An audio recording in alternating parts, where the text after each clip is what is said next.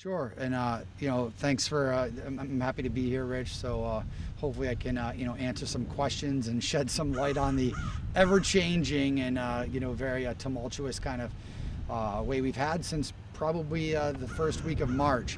So as you kind of know, and I'm sure from following the different guidelines throughout the summer, it was a wait and see game for a lot of that. We didn't know if we were going to have athletics this year. If so, what they were going to look like, and then even then, what sort of modifications and how that game would look. It wasn't probably until about 3 weeks ago that we really got some guidelines from the DESE and the EEA. The MIA came back and they made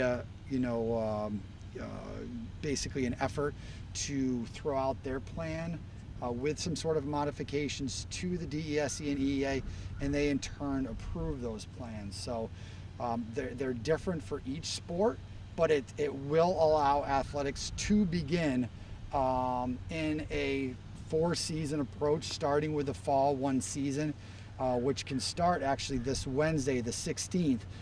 We as the Tri-Valley League pushed that back a few days because, again, we wanted to put the emphasis on schools opening safely, seeing how that will look before we kind of got into the athletics, especially athletics that are held on campus here.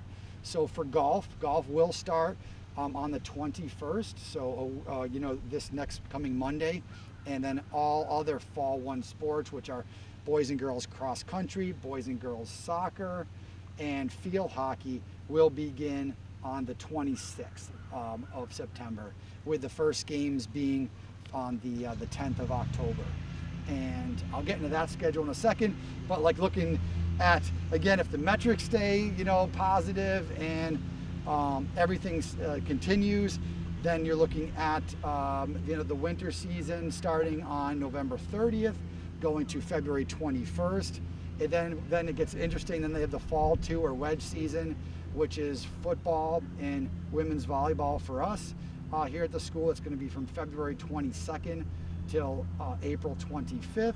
And then the typical spring season, albeit starting about a month later, from April 26th until as late as July 3rd on that. And that will be your baseball, your softball, boys and girls lacrosse, track and field, boys and girls tennis, and then boys volleyball. But obviously the coaches and the players are very interested in these. Soccer, for instance, there's 5 pages of modifications. Field hockey, 3 to 4 pages. Every sport, even down to golf, which is considered a low-risk sport, along with cross country, you have modifications from, actually instead of 2 players from each team, you're actually playing as a foursome within your, within your teammates. Cross country, you're going to have staggered start times, a larger start line, larger finish line. And anytime you're within 6 feet, you're going to have to, be able to mask up for those sports.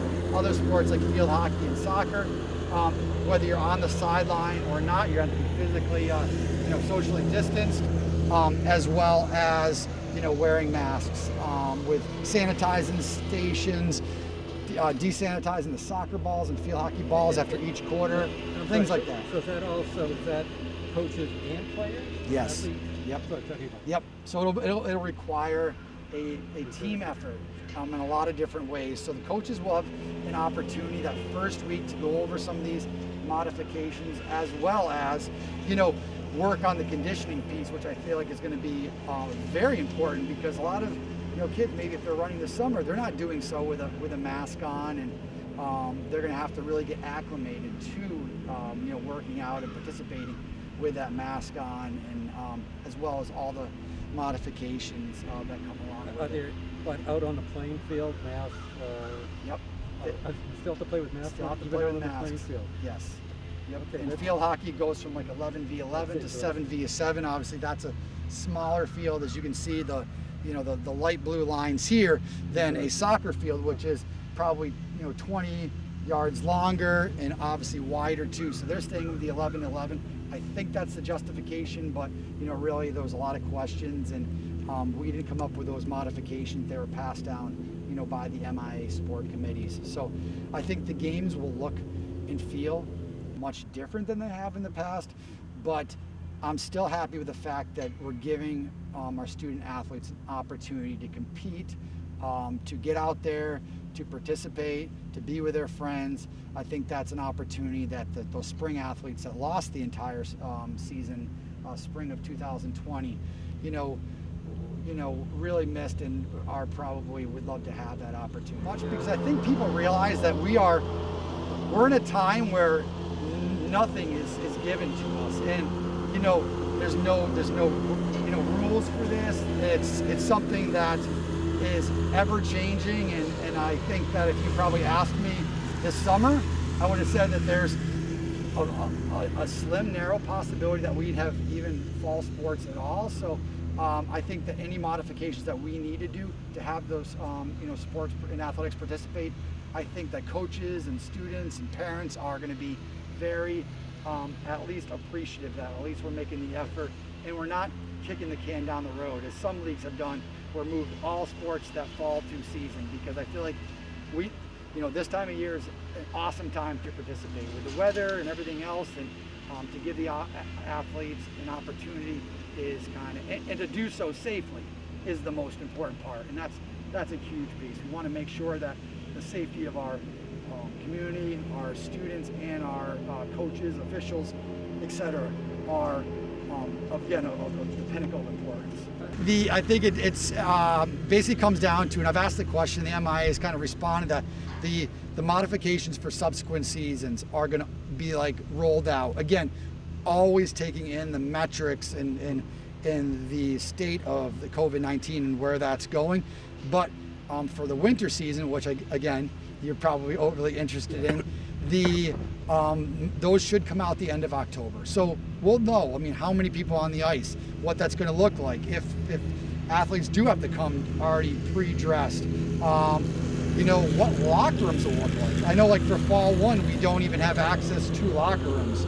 So a sport like ice hockey, what is that going to look like when students need to change? So I think that these are all great questions, and I've gotten much better in the past 6 months about saying I don't know. I don't like saying I don't know to things. I'd like to know the answer and find out the reasons why, but to offer that right now would be probably irresponsible. So I just, as information is received, then I turn around, I disseminate it to coaches and try to get that information out and again, that's ever changing and constantly in motion. So the other thing that's an interesting backdrop to this is, my brother's a high school official, Sure. in field hockey, basketball, softball, and they reached out to a lot of the officials, and not everybody wants to come back and officiate. Sure.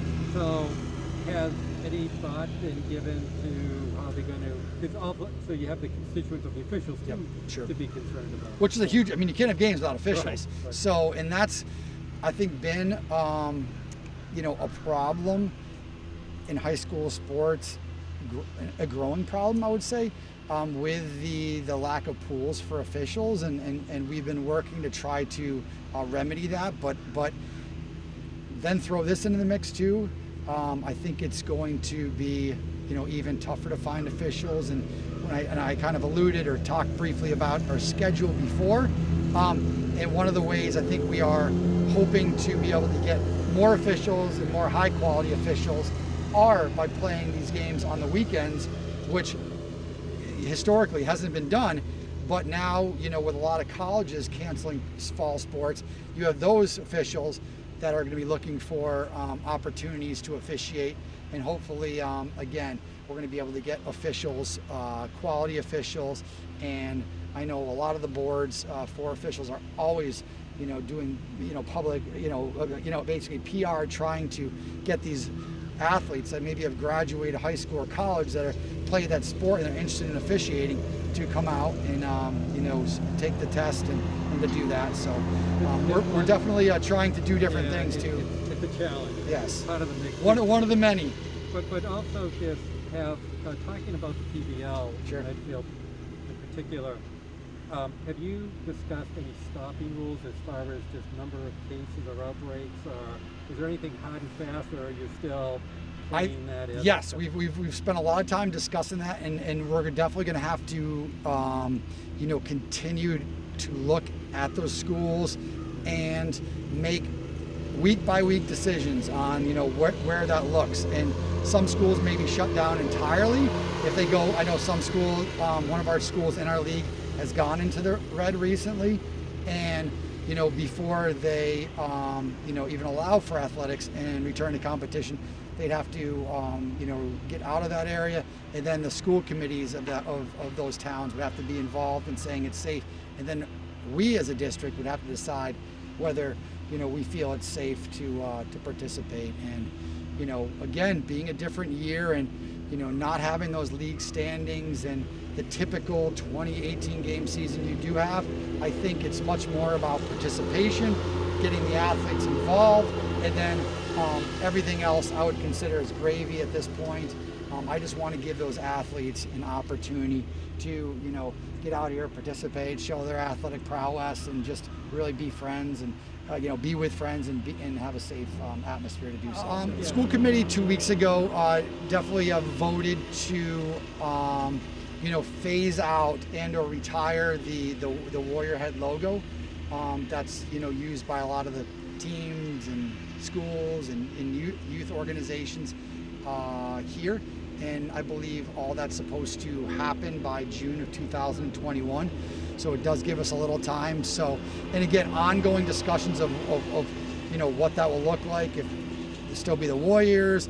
But for now, we are using kind of the Medfield Block M, which we've, been using more and more the last few years anyway. So I think you'll see a total, transformation of that. And as you can see on the 50-yard line, the Block M at our half court, and the gym we have the Block M. So I think that is something that you'll see less and less of, and probably for good reason. And hopefully, again, this will be more cohesive than otherwise in the community, and can bring the community together over something common. Because as you know, right now with everything going on, I feel like things like this can be so divisive, and I feel like this is an opportunity to come together as a town and really start a new era as well. So definitely understand the change and embracing of the change, and we'll do everything I need to do to make sure we're in compliance. Well, and it's been very interesting. I think I've used the word interesting more than I have ever. It's become a part of way bigger part of my vocabulary. But in this ever-changing world right now, it's you're forced to pivot a lot and change on the fly, as we know from a hockey term anyway. But willing to do so, and again, just the end goal. Again, is the safety of our student athletes and to provide them with the opportunities to compete.